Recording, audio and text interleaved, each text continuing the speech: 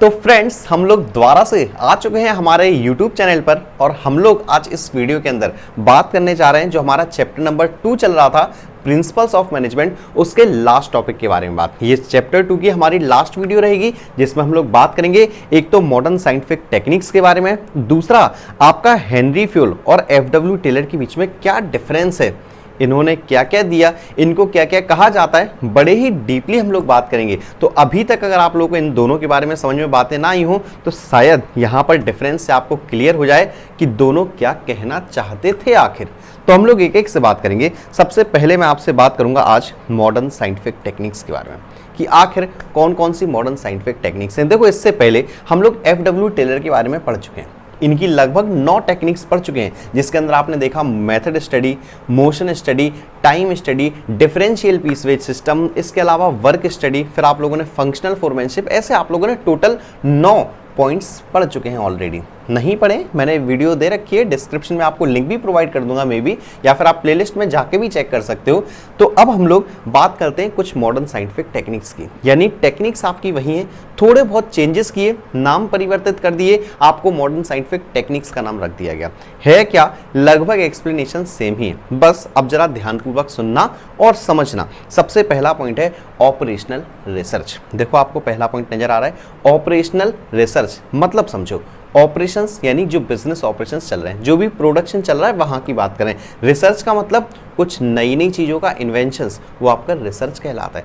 यहां पर हमसे मॉडर्न साइंटिफिक टेक्निक्स में ये कहा गया है कि जब भी आपकी बिजनेस ऑपरेशंस चल रही हैं तो उसमें आपको कुछ नए नए रिसर्च करने हैं, प्रोडक्शन की नई नई टेक्निक्स डेवलप करनी है, ताकि आप जो भी हमारे कॉम्पिटिटर्स हैं या जितने भी जगह प्रोडक्शन हो रहा है उनसे आप कॉस्ट आपकी कमाए, जिससे आप थोड़ा सा उनसे हटके आगे बढ़ सको। ये है आपका ऑपरेशनल रिसर्च। अब कुछ लोग कहेंगे सर बातें थोड़ी सी समझ में नहीं आई, एग्जाम्पल मिल जाता थोड़ा सा मजा आ जाता। बात सुनो, आप लोगों ने सभी लोगों ने बाहुबली मूवी देखी होगी, नहीं देखी है ना, देख लेना आज जाके, ठीक है। अब ऐसे ही लॉकडाउन चल रहा है यार, स्कूल बंद है, ठीक है। तो बाहुबली मूवी अगर आप लोगों ने देखी हो तो मैं सिर्फ लास्ट में आपको थोड़ा सा याद दिला दूं कि जब बाहुबली के पास, उनके पास कोई भी अस्त्र शस्त्र उन्हें युद्ध लड़ने के लिए नहीं दिए गए। सेम हम कहें कि हमारे पास बिजनेस के अंदर हमारे पास रिसोर्सेज वही हैं, रिसोर्सेज हम कोई भी नए नहीं ला सकते हैं, उन्हीं रिसोर्सेज से हमें अच्छा काम करना है। तो बाहुबली ने वहां पर क्या किया था, उनके पास गिने चुने रिसोर्सेज ही थे, बहुत ही कम, ये समझ लो अस्त्र शस्त्र मौजूद थे। तो उन्होंने क्या किया, आपने देखा होगा, टेंट का कपड़ा निकाला, उससे उन्होंने अपने हथियार डेवलप किए। फिर आप लोगों ने देखा होगा पत्थर के गोले बनाए, उससे उन्होंने वो चीज युद्ध लड़ा और युद्ध फाइनली जीता उन्होंने। यही चीज जो उन्होंने युद्ध के टाइम पे किया था, यही चीज हमें प्रोडक्शन के अंदर करना है। ये आपको रिसोर्सेज के ऊपर ज्यादा खर्चा नहीं करना है, नए रिसोर्सेज लेके नहीं आने, रिसोर्सेज सेम है बट उन्हीं रिसोर्सेज में आपको टेक्निक इस प्रकार से अपनानी है कि आपकी कॉस्ट कम आए और आप ज्यादा से ज्यादा अर्न कर सको। That is operational research. जरा थोड़ा सा रीड भी कर लेते हैं। तो ये डेवलप हुआ था कब, सेकंड वर्ल्ड वॉर यानी दूसरे विश्व युद्ध के समय हमने इसे नोटिस किया। To optimise the deployment of war, तो युद्ध को कम करने के लिए, युद्ध से लड़ने के लिए आप लोगों के लिए ये ऑपरेशनल रिसर्च लेके आए। यहाँ पर भी मैंने आपको एक एग्जाम्पल दिया बाहुबली मूवी का, वो भी युद्ध का ही आपको एग्जाम्पल दिया कि युद्ध के लिए नई नई टेक्निक्स, यहाँ पर है प्रोडक्शन के लिए नई नई टेक्निक्स, प्रोडक्शन में कुछ इनोवेशंस जिससे आपकी कॉस्ट कम हो सके। चलो सेकंड पॉइंट की बात कर लेते हैं। सेकंड पॉइंट हमारे पास लीन मैन्युफैक्चरिंग। लीन का मतलब होता है आपका कम करना, और कम क्या चीज कर रहे हो आप, मैन्युफैक्चरिंग, यानी मैन्युफैक्चरिंग में होने वाले जो भी वेस्टेजेस हैं उन सभी को कम कर देना, ये आपका लीन मैन्युफैक्चरिंग कहलाता है। अब मैन्युफैक्चरिंग में, यानी जो हम मैन्युफैक्चर कर रहे हैं, प्रोडक्शन कर रहे हैं, उसमें कौन कौन से वेस्टेज होते हैं। एक वेस्टेज तो आप पहले एफडब्ल्यू टेलर की टेक्निक्स में पढ़ चुके हो, कौन सा वेस्टेज, मोशन स्टडी। याद करो मोशन स्टडी में क्या था कि जो भी वर्कर्स के अनवांटेड मोशंस हैं उन सभी को कम कर दिया जाए, दैट इज मोशन स्टडी। यहां पर क्या है, लीन मैन्युफैक्चरिंग, यानी मोशन के अलावा भी ऑर्गेनाइजेशन के अंदर जितने वेस्टेजेस हो रहे हैं प्रोडक्शन में, प्रोसेसिंग में, टाइम वेस्टेज, मोशन स्टडी और जो भी आप चीजें बर्बादी कर रहे हो, उन सभी बर्बादी को कम कर देना, यानी ऑर्गेनाइजेशन के अंदर होने वाले इन 7 वेस्टेजेस को कम कर देना, ये आपका लीन मैन्युफैक्चरिंग कहलाता है। अब वो 7 वेस्टेजेस कौन कौन से हैं वो जरा ध्यानपूर्वक सुन लो सभी लोग। तो देखो, this techniques focus on reducing 7 vestiges over production. तो ये प्रोडक्शन के ये 7 वेस्टेजेस कम कर दो। कौन कौन से हैं, पहला वेटिंग टाइम, भाई समय इंतजार कर रहे हो आप किसी का, नहीं करना है भाई। रॉ मटेरियल वगैरह इतना रखो पर्याप्त मात्रा में, वर्कर्स वगैरह का टाइम ऐसे शेड्यूल फिक्स करो कि आपको इंतजार ना करना पड़े। टूल्स वगैरह इकट्ठे एक ही जगह रखो ताकि आपको ढूंढा ढाड़ी में समय वेस्ट ना करना पड़े, समय बचाओ पहली चीज। Transportation, processing, motion, inventory, scrap तो पता है ना, जो बचा खुद जाता है हमारे पास, जो किसी काम का नहीं रहता, जिसे हम कहते हैं रद्दी भाव बेचते हैं, वो हमारा स्क्रैप कहलाता है। और एनिंग मैन्युफैक्चरिंग प्रोसेस, और बाकी मैन्युफैक्चरिंग में अगर कोई वेस्टेज हो रहा है तो उसे कम कर देना, ये आपका लीन मैन्युफैक्चरिंग। ठीक है, 12th स्टैंडर्ड में इसकी एक्सप्लेनेशन ज़्यादा नहीं है, बट मैं आपको थोड़ा इतना कान भर दूं कि आपको कुछ बातें माइंड में बैठ जाएं, कुछ बातें याद हो जाएं थोड़ा, इसलिए मैं आपसे डीपली बात कर रहा हूँ। नेक्स्ट है आपका केजन। नाम बड़ा अच्छा है और इसीलिए मैं कहता हूँ एक नंबर में बार बार पूछा भी गया है कि केजन का मतलब क्या होता है।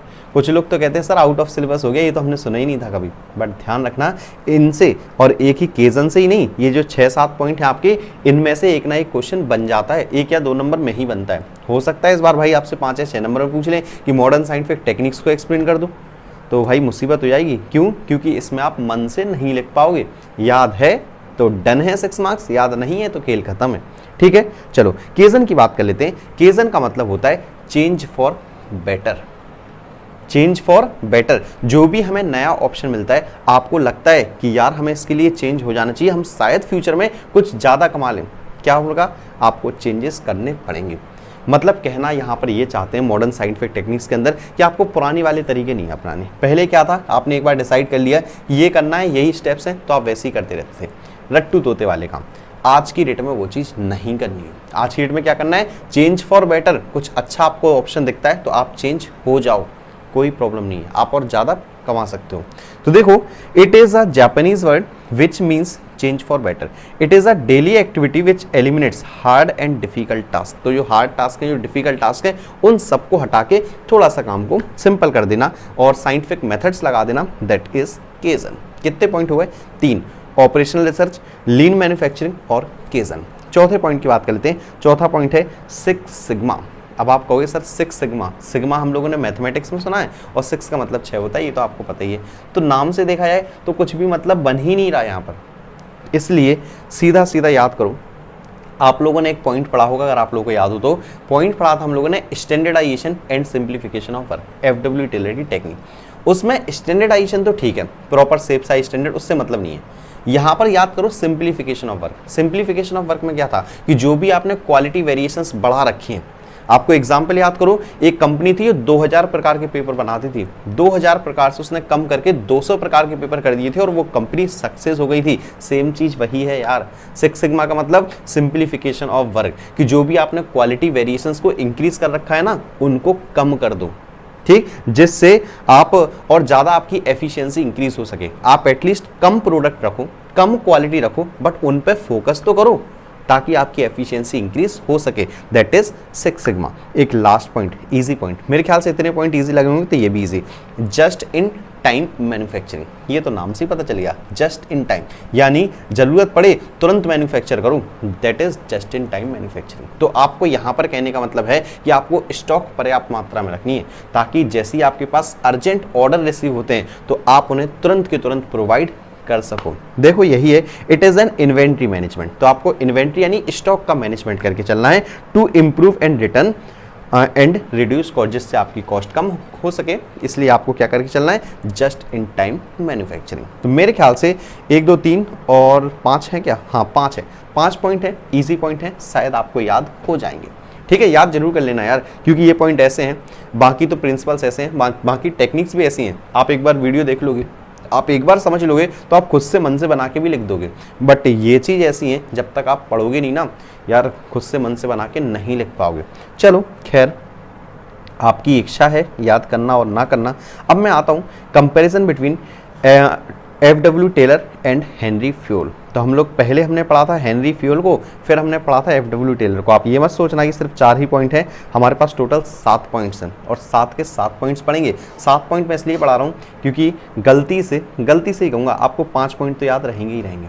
ठीक है, तो 7 में से कोई भी 5 पॉइंट पढ़ लेना, याद कर लेना, बट 7 के 7 पॉइंट सुन लो, अपने आप आसान से पॉइंट लगे वो याद कर लेना। सबसे पहले तो मैं बेसिकली आपको बता दूं, पहले हमने पढ़ा हेनरी फ्यूल। हेनरी फ्यूल के बारे में खूब सारा पढ़ा, ठीक, इनको क्या कहा जाता है वो भी आपको शायद याद होगा। ठीक, उसके अलावा हम लोगों ने देखा कि हेनरी फ्यूल ने हमें 14 प्रिंसिपल्स दिए थे, और हेनरी फ्यूल ने जो भी प्रिंसिपल्स दिए वो ध्यान रखना है स्पेशली किसके लिए दिए, मैनेजमेंट के लिए। मैनेजमेंट किस में आता है, पूरा टॉप लेवल मैनेजमेंट में। तो हेनरी फ्यूल ने जो भी काम किया टॉप लेवल मैनेजमेंट के लिए काम किया, टॉप लेवल मैनेजमेंट के लिए ही उन्होंने 14 प्रिंसिपल्स प्रोवाइड किए। जबकि अगर मैं एफडब्ल्यू टेलर की बात करूं तो एफडब्ल्यू टेलर ने आपको क्या योगदान दिया, आपको ध्यान होगा शायद, एफडब्ल्यू टेलर ने जो भी काम किया वर्कर्स की एफिशिएंसी को, रिसोर्सेज को कैसे हम फुली यूटिलाइज कर सकते हैं, ये हमें बताया एफडब्ल्यू टेलर ने। तो इन्होंने टोटल हमें 4 प्रिंसिपल्स और लगभग 9 टेक्निक्स इन्होंने हमें प्रोवाइड की हैं। किसने, एफडब्ल्यू टेलर ने। इसके बाद बाकी जो भी है हम लोग एक एक से पॉइंट पढ़ते हैं, समझते हुए चलते हैं, और आप लोग साथ में याद करते हुए भी चलना। याद हो जाए तो कमेंट बॉक्स में रिस्पॉन्स जरूर करके मेरे को बताना। सबसे पहला पॉइंट है कंसर्न। हेनरी फ्यूल ने किस पे कंसर्न किया, एफडब्ल्यू टेलर ने किस पे कंसर्न किया। तो आपको पता है हेनरी फ्यूल ने मैनेजमेंट की एफिशिएंसी पे, यानी आप बेटर मैनेजमेंट कैसे कर सकते हो, ये हेनरी फ्यूल ने बात की। जबकि एफडब्ल्यू टेलर ने वर्कर्स की एफिशिएंसी को कैसे इंक्रीज कर सकते हो, ये एफडब्ल्यू टेलर ने। तो पहला पॉइंट इजी पॉइंट याद हो गया होगा, एक बार जल्दी से रीड करो। कौन कौन है, Henri Fayol, FW Taylor. Henri Fayol ने वर्कर्स की एफिशिएंसी को इंक्रीज करने के लिए, हेनरी फ्यूल ने मैनेजमेंट की एफिशिएंसी को इंक्रीज करने के लिए, जबकि एफडब्ल्यू टेलर ने वर्कर्स की एफिशिएंसी को इंक्रीज करने के लिए काम किया। Second point, level. लेवल यानी 3 ही लेवल पढ़े आपने ऑर्गेनाइजेशन के अंदर, top level, middle level, lower level. Henry fuel किसके लिए काम किया, मैनेजमेंट। मैनेजमेंट कहाँ आता है, टॉप लेवल मैनेजमेंट। तो हेनरी फ्यूल ने पूरा काम किया टॉप लेवल मैनेजमेंट के लिए। जबकि एफडब्ल्यू टेलर किसके लिए काम किया, वर्कर्स के लिए। वर्कर्स की एफिशिएंसी कैसे इंक्रीज कर सकते हैं, तो वर्कर्स और वर्कर्स से रिलेटेड जो भी एक्टिविटीज हैं वो आपकी लोअर लेवल मैनेजमेंट के अंदर आती हैं। 2 पॉइंट सिंपल पॉइंट याद हो गए होंगे अभी के अभी, ठीक है, याद हो गए अभी 2 पॉइंट, तो वीडियो पॉज करो, कमेंट करके बताओ। तीसरे पॉइंट पर आओ, एम्फेसिस यानी फोकस। मेन फोकस किस पे रहा, तो जो हेनरी फ्यूल थे उनका मेन फोकस था फंक्शंस ऑफ मैनेजर्स। मैनेजर्स के क्या फंक्शंस, और आपको ध्यान होगा मैंने आपको 3 बातें जब स्टार्टिंग में बताई थी हेनरी फ्यूल के बारे में, तो ये भी बताया था कि हेनरी फ्यूल जी ने फंक्शंस ऑफ मैनेजमेंट भी बताया। फंक्शंस ऑफ मैनेजमेंट कौन कौन से हैं, आपका planning, organising, staffing, directing, controlling, ये सब कुछ किसकी देन है, हेनरी फ्यूल जी की देन है। जबकि अगर हम यहाँ पर बात करें तो Taylor laid great emphasis on standardisation of work. इन्होंने जो एम्फेसिस किया, इन्होंने जो फोकस किया वो स्टैंडर्डाइजेशन ऑफ वर्क के लिए काम किया कि काम का प्रॉपर स्टैंडर्ड होना चाहिए, प्रॉपर से प्रॉपर साइज, प्रॉपर सब कुछ, क्या चीज कहाँ होगी, पूरा काम के लिए इन्होंने फोकस किया। किसने, एफडब्ल्यू टेलर ने। तो आप कह सकते हो हेनरी फ्यूल ने फंक्शंस दिए, फंक्शन समझते हो ना, planning, organising, staffing, directing, controlling, ये सब काम किसके हैं, मैनेजमेंट के। जबकि एफडब्ल्यू टेलर ने किस पे ध्यान किया, स्टैंडर्डाइजेशन ऑफ वर्क, काम कैसे होगा उस पर फोकस किया एफडब्ल्यू टेलर ने। जबकि हेनरी फ्यूल ने फंक्शंस की काम कौन कौन से होने हैं।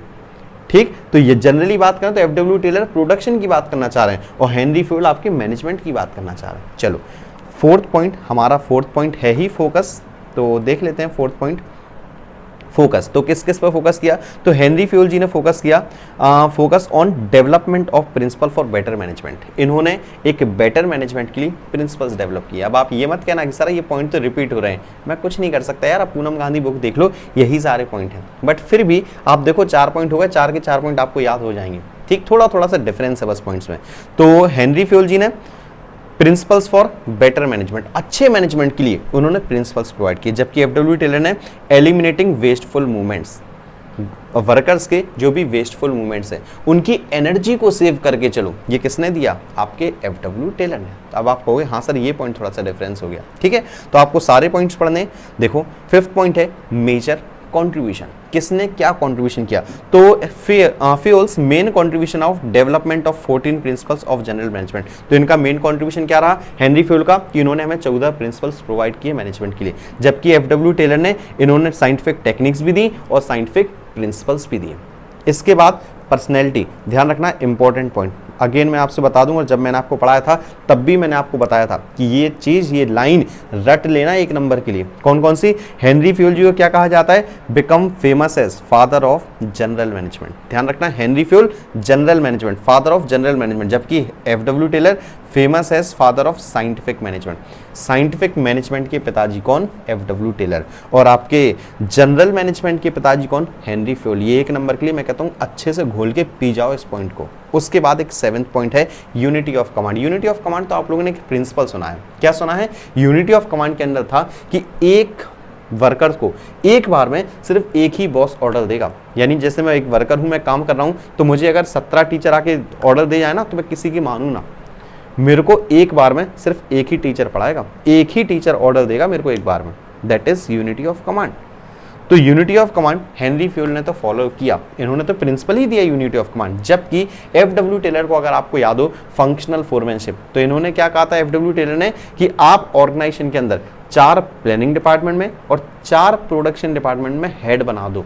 तो इन्होंने टोटल हेड 8 बना दिए थे। तो कह सकते हैं unity of command Henri Fayol ji ने तो फॉलो किया, बट एफ.डब्ल्यू. टेलर ने फॉलो नहीं किया, क्योंकि यहां इन्होंने कहा एक ही बॉस ऑर्डर देंगे, यहां पर 8 बॉस बना दिए गए। तो ये आपका टोटल डिफरेंस था एफ.डब्ल्यू. टेलर जी के बारे में और हेनरी फ्यूल जी के बारे में। और इससे पहले हम लोगों ने पढ़े मॉडर्न साइंटिफिक टेक्निक्स। तो अगर आप लोगों को वीडियो अच्छी लगी हो, टॉपिक समझ में आ गया हो और ये पूरा चैप्टर समझ में आ गया हो, तो जल्दी से लाइक ठोक दो, कमेंट करके जरूर बता दें। और हाँ, एक आपसे विनती भी करूँगा कि जो भी आप लोगों ने प्रिंसिपल्स पढ़े, चाहे तो आपके हेनरी फ्यूल जी के हों, चाहे एफ.डब्ल्यू. टेलर के हों, और जो भी आप लोगों ने टेक्निक्स पढ़ी, आपको जो भी प्रिंसिपल, जो भी टेक्निक समझ में नहीं आई, आप इस वीडियो के कमेंट बॉक्स में जरूर मेरे को बता देना, या आप जो भी वीडियो देखे उस बॉक्स से कमेंट बॉक्स में बता देना, ताकि मैं आपका संडे कमेंट बॉक्स लूंगा तो वो प्रिंसिपल्स, वो टेक्निक्स आपकी डीपली एक बार और मैं आपसे बात करूंगा। तो फ्रेंड्स, इस वीडियो में इतना ही। मैं आपसे उम्मीद करूंगा आप मुझे इंस्टाग्राम पे फॉलो कर चुके हैं या आप कर लोगे। बाकी चैनल को सब्सक्राइब नहीं किया है तो चैनल को सब्सक्राइब कर लें, वीडियो को लाइक कर दें, कमेंट कर दें। मिलता हूं मैं आपसे नेक्स्ट वीडियो में।